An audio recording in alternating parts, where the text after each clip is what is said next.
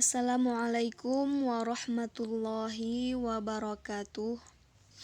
Bismillahirrahmanirrahim. Alhamdulillahi rabbil alamin. Wabihi nasta'inu ala umurid dunya waddin. Wa ala alihi wa sahbihi ajma'in. Amma ba'du. Baik, pada pertemuan kali ini masih dengan mata pelajaran yang sama, yaitu Al-Quran Hadis kelas 11 A dan B Darul Faizin. Di sini ada peta konsep, judul besar tanggung jawab terhadap keluarga dan masyarakat. Kemudian ada 7 pembahasan. Kita sudah bahas 4 pembahasan pada minggu yang lalu, yaitu memahami Quran Surah At-Tahrim ayat 6, memahami Quran Surah Toha ayat 132, memahami Quran Surah Al-An'am ayat 70, dan memahami Quran Surah An-Nisa ayat 36. Baik, pada pembelajaran kali ini kita akan membahas pembahasan yang selanjutnya, yaitu memahami Quran Surah Hud ayat ke-117 sampai dengan ayat 119. Kemudian memahami hadis tentang tanggung jawab terhadap keluarga dan masyarakat. Langsung saja. Di sini sudah ada Quran Surah Hud ayat 117 sampai dengan ayat 119. Dibaca terlebih dahulu.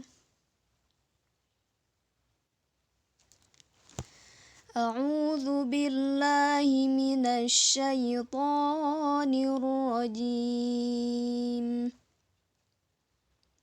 Bismillahirrahmanirrahim. Wa ma kana rabbuka liyuhlikal qura bizulmin wa ahluha muslihun.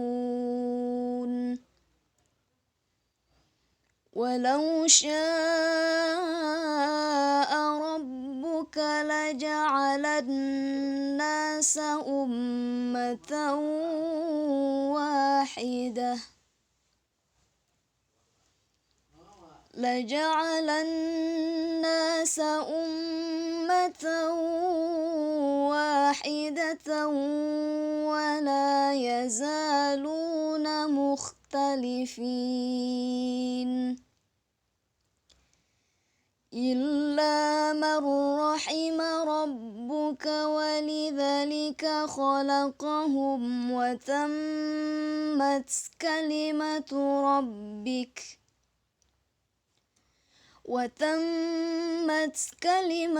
rabbika la'amla'anna jahannama minal jinnati wan nasi ajma'in. Shadaqallahul azim. Terjemahan: dan Tuhanmu tidak akan membinasakan negeri-negeri secara zalim selama penduduknya orang-orang yang berbuat kebaikan. Quran Surah Hud ayat 117. Kemudian, dan jika Tuhanmu menghendaki, tentu Dia jadikan manusia umat yang satu, tetapi mereka senantiasa berselisih pendapat. Quran Surah Hud ayat 118. Selanjutnya, kecuali orang yang diberi rahmat oleh Tuhanmu, dan untuk itulah Allah menciptakan mereka. Kalimat atau keputusan Tuhanmu telah tetap.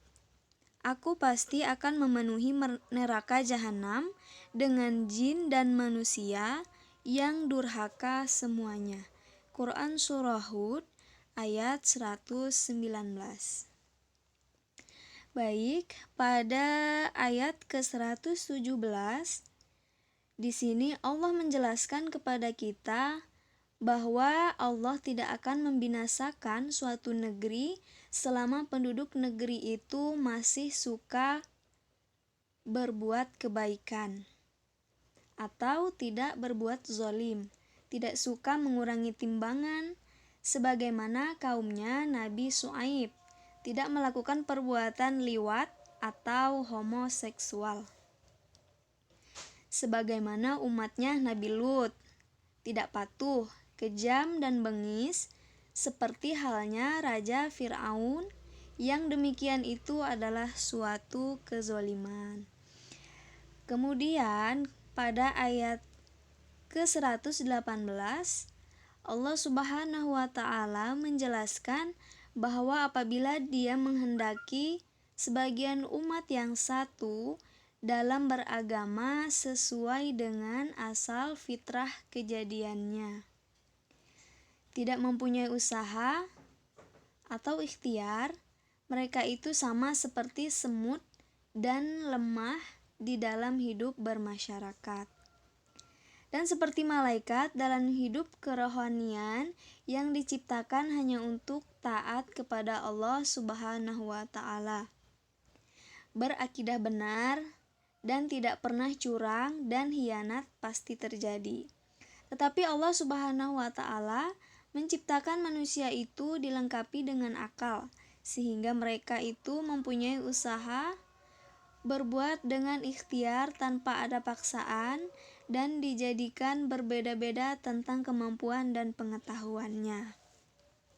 Nah, itu isi kandungan Quran Surah Hud ayat ke-118. Selanjutnya pada ayat 119 Allah Subhanahu wa Ta'ala menjelaskan bahwa tidak saja berselisih tentang agama yang dianut oleh masing-masing kaum seperti agama Yahudi, Nasrani, Majusi, dan Islam, tetapi juga penganut satu agama sering berselisih, kecuali orang-orang yang mendapat rahmat, taufik, dan hidayah Allah Subhanahu wa Ta'ala.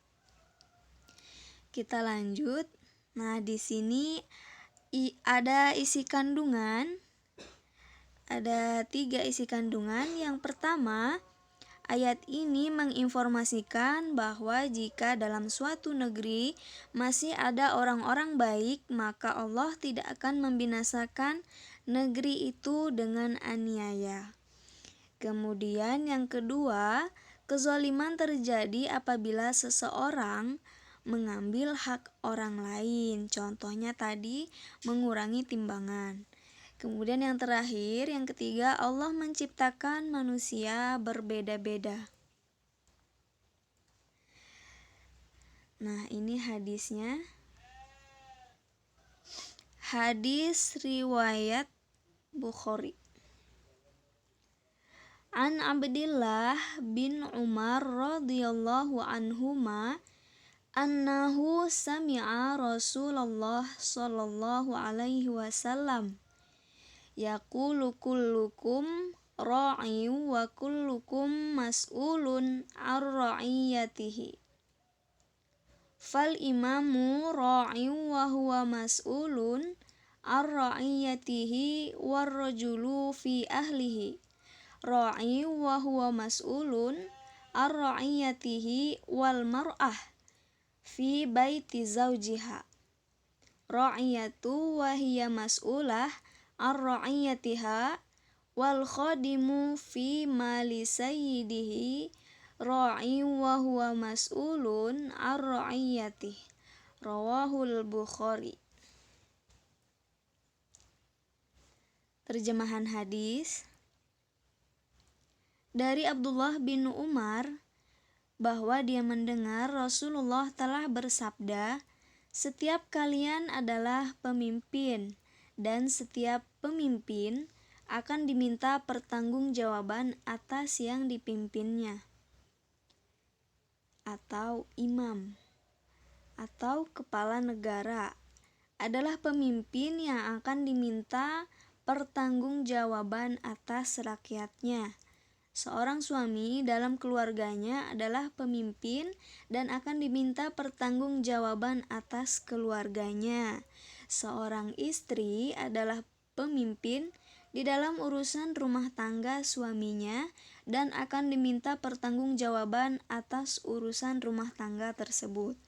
Seorang pembantu adalah pemimpin dalam urusan harta tuannya dan akan diminta pertanggungjawaban atas urusan tanggung jawabnya tersebut. Hadis riwayat Al-Bukhari. Nah, pada hadis ini menjelaskan kepada kita bahwa setiap manusia itu diberi tugas memimpin atau menjaga, baik kaitannya dengan dirinya sendiri maupun dengan orang lain. Secara pribadi, seseorang diberi tugas menjaga dirinya sendiri. Pemuka atau imam diberi tugas memimpin rakyatnya.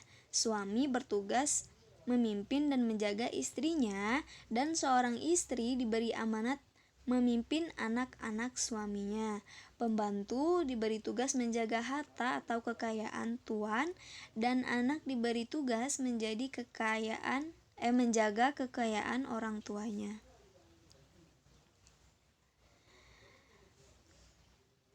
Kemudian tugas adalah amanat ya. Apapun jabatan yang ada pada diri seseorang, dia harus mempertanggungjawabkan tugas yang dibebankan kepadanya di hadapan yang dipimpin. Nah, itulah tadi kandungan hadis rawahul Bukhari. Nah, ini isi kandungan hadisnya secara singkat. Hadis menjelaskan, ini menjelaskannya ada 2. Hadis menjelaskan kepada kita bahwa setiap manusia itu diberi tugas memimpin atau menjaga, baik kaitannya dengan diri sendiri maupun dengan orang lain. Kita lanjut. Nah, ini dia dari uraian yang telah kita bahas, dapat kita simpulkan bahwa setiap manusia yang ada di muka bumi adalah pemimpin dan semua akan dimintai pertanggungjawaban tentang kepemimpinannya. Kemudian, tugas adalah amanat.